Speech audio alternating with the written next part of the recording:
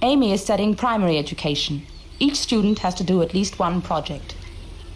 Paul is taking socialism in Ireland as his main topic. Fred is studying the role of the priest and the position of the IRA in Ireland today. Heather from the Philippines has taken on the subject of rural life in Ireland, and Diane from the Deep South is doing the same thing. Donegal was chosen as the first centre for the experiment because it was considered a good example of an Irish town. We, on the whole, are inclined to think that Americans are the same, but one of the things I learned was the vast differences between various backgrounds in the States, and more important, that the students themselves were finding out about these differences and learning as much about national living as international living. I had never really talked, well, I have, but talked to like Fred and Paul, who are from the big city, but I can get to talk and know them better and find out what things are like in the big city too. And on the other hand, they can ask me questions about the farm. And do you find that in fact there is more difference between you and the big city in the States than there is between you and people in Donegal? Certainly. So you would find it easier to communicate with people from Donegal than your own fellow Americans? Oh yes, like I can go and I can talk to all the guys around here about their farms and stuff like that. But you couldn't do that to Americans from New York? No, they have no idea what a pig is like or anything. Irish and Americans drinking together is nothing new, but this party was more in the nature of a thank you from the young Americans to their Irish hosts. Just a little drink. The purpose of the stay in the foreign country is first of all that the student should understand the people and culture of the country he chooses to visit, and is felt that this is best achieved through staying with a family and getting to know them. The secondary part, and very necessary so that the all-important credits are obtained when the students return to their universities, is the project for which they must do field work as well as individual study.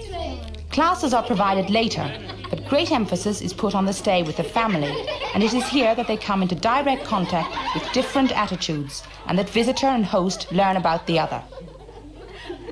When I first arrived, I'd never been in Ireland before and I didn't really know what to expect, and I knew I was going to stay with a family that had children. I was sitting in the living room. I had just arrived at the house, and the little boy walked in. Damien was 5 years old, and he came running in, and he had this submachine gun, and he was firing it at me. And he said, "Hi, my name is Damien." He knew there was going to be someone arriving. He said, "My name is Damien, and if you want to turn the lights on, the switch is over here on the wall." And it was all rather amusing. But he was full of questions, and he wanted to know how long I had my mustache, for one thing. And another thing I found quite curious was he wanted to know if I threw bombs in the United States. Another one of the first questions was about my religion, whether I was a Catholic or a Protestant. In the family where Fred stayed, Mrs. Caldwell remembers the young Americans like this. I suppose really they're much more outspoken than we are, and they seem to be very knowledgeable on whatever subject they talk about. Most subjects they talk about, they seem to know more than the average person of that age here. Well, my attitudes towards things like sex and drugs might be a little bit more liberal. My political attitudes might be a little bit more liberal. My attitudes towards authority might be a little bit more liberal. But really, that's sort of a matter of what you're exposed to rather than any natural predisposition. Paul stayed with a school teacher recently settled in Donegal Town. Did he think that the Americans want to find out what was going on? Were they interested in politics? They were very, very interested in the North, and they had a completely, well, it's hard to say, a wrong idea of what was happening in the North. I think it'd be fair to say they just didn't know what was happening in the North. But they questioned a lot on the North, and I tried to give them, answers without taking one side or another, more or less from history. And I took them down to Derry on Sunday, and they had a look around, but they thought that this is just, Irish Vietnam. They were so interested in knowing what was going on in the North, And the one thing he couldn't understand was that we were so near it and still no trouble here, having no trouble here. Yesterday, 3 of us went and visited Derry, and it was hard. Immediately I had first impressions.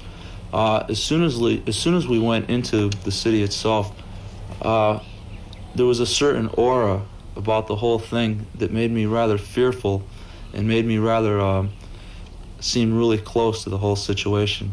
Now, Derry itself looked very distraught. There were quite a few buildings we saw that were just torn down completely. And, well, Sunday, when we went, there was hardly anybody on the streets, and it was an eerie feeling. Criticisms have been made of the experiment, that it is only for the wealthy, though there are some scholarships, that young Americans come on this kind of program because it is the only way in which you can go abroad, have a good time, and still get university credits. But the Donegal families who had this group of young Americans in their homes had no cynicism about the program, and soon found that any doubts they may have had were dispelled. I expected her to be very loud and that, but no, she was very quiet and she fitted in very well with the family. And the children were very interested in finding out about America, and particularly about the cowboys. And she had a horse of her own, and they sort of inquired how she rode different. We ride here, you know, and they were very interested in that. I think everybody thinks Americans are a very extroverted and very loud, you know, and very rude.